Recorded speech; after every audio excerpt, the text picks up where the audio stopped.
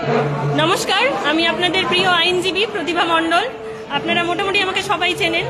তো আমাকে আজকে যে বিষয়টা নিয়ে আমি ডিসকাস করব সেটা হচ্ছে আমাদের ওয়েস্ট বেঙ্গলের যে এসআইআর চলছে সেটা নিয়ে আমাদের অনারেবল সুপ্রিম কোর্ট ওয়েস্ট বেঙ্গলের হয়ে রাজ্য সরকারের হয়ে একটা জাজমেন্ট দিয়েছে। আমাদের খুব আনন্দের দিন, কারণ কি আমরা সুপ্রিম কোর্টে জয়ী হয়েছি।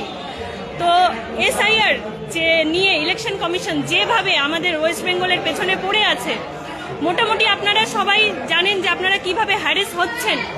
আপনারা প্রায় সবাই হ্যারেস হচ্ছেন। তো ভয়ের কোনো কারণ নেই, আপনারা সবাই শান্ত থাকুন, সতর্ক থাকুন।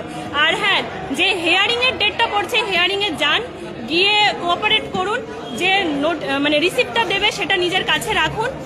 আর যে অনেকে আমাকে এরকম ফোন করে বলছেন যে দিদি আমি তো এই মুহূর্তে আউট অফ স্টেশন অ্যান্ড আমাকে হিয়ারিংয়ের জন্য নোটিশ পাঠিয়েছে, আমি কি সেখানে যাব?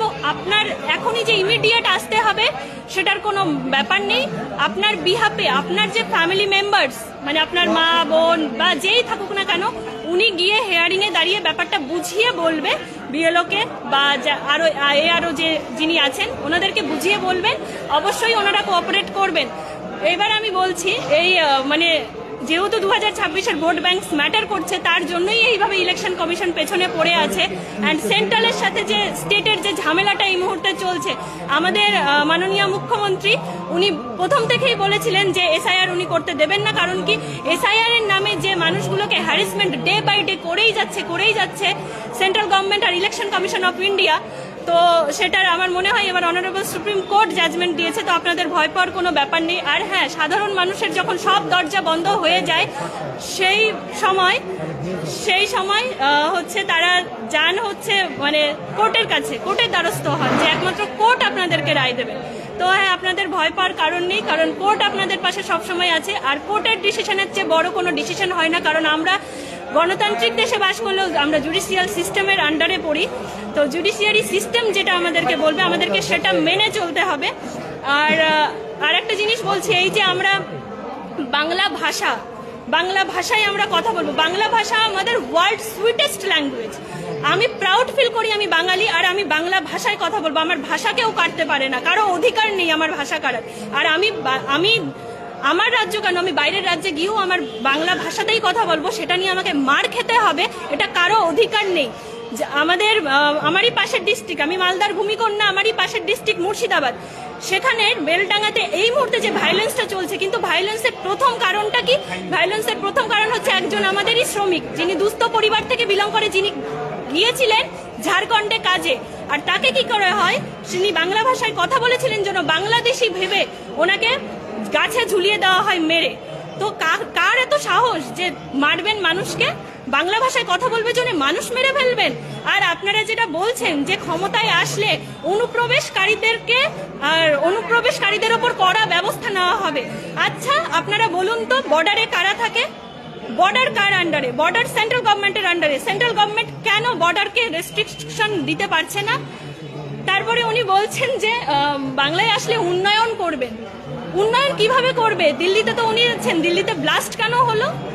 এই কোশ্চেনগুলো যখনই আমরা সাধারণ মানুষরা ওঠাতে যাব, তখনই আমাদেরকে বলা হয় আমরা চটি চাটা বা আরো অনেক কিছু বলা হয়।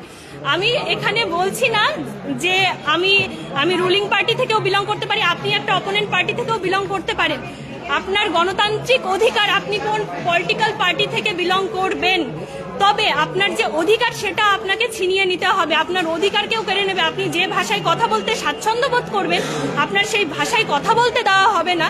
কেন এগুলো করা হবে? আপনাদের এই অত্যাচারগুলো করছে সেন্ট্রাল গভর্নমেন্ট এই মুহূর্তে, ইলেকশন কমিশনের দ্বারা কখনো অত্যাচার করছে, কখনো যেভাবেই হোক, কখনো বাংলাদেশি ভেবে আপনাদেরকে অত্যাচার করছে।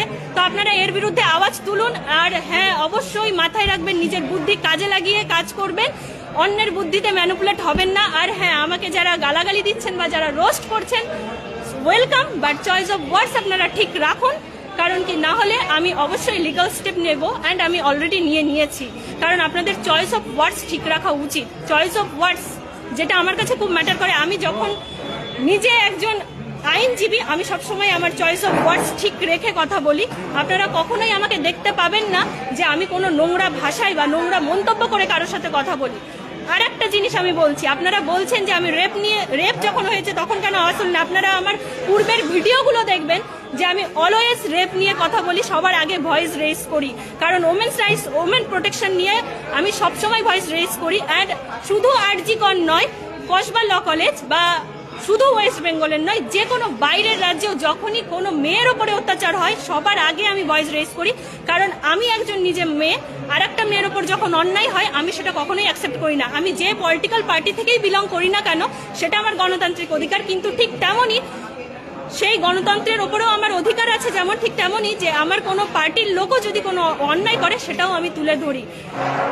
তো আপনারা কেউ মানে এরকম বলবেন না যে আমি কখনো রেপের এগেনস্টে কোনো আওয়াজ তুলি না। আমি রেপের এগেনস্টে সবসময় ভয়েস রেজ করি, কারণ আমি নিজে একজন মহিলা।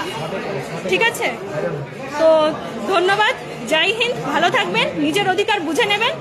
আর এসআইআর নিয়ে কোনো রকম ভয় পাওয়ার কোনো কারণ নেই, কারণ কি আমাদের অনারেবল সুপ্রিম কোর্ট আমাদের হয়ে রায় দিচ্ছে, এর থেকে বড় আর কোনো জয় হয় না আমাদের রাজ্যে। তো সুস্থ থাকবেন, ভালো থাকবেন, নিজের প্রতি যত্ন দেবেন, যত্নবান হতে শিখুন, আর এমন কোনো কিছু করবেন না যাতে অন্যের লাইফটা হার্মফুল হয়, একদমই করবেন। ধন্যবাদ।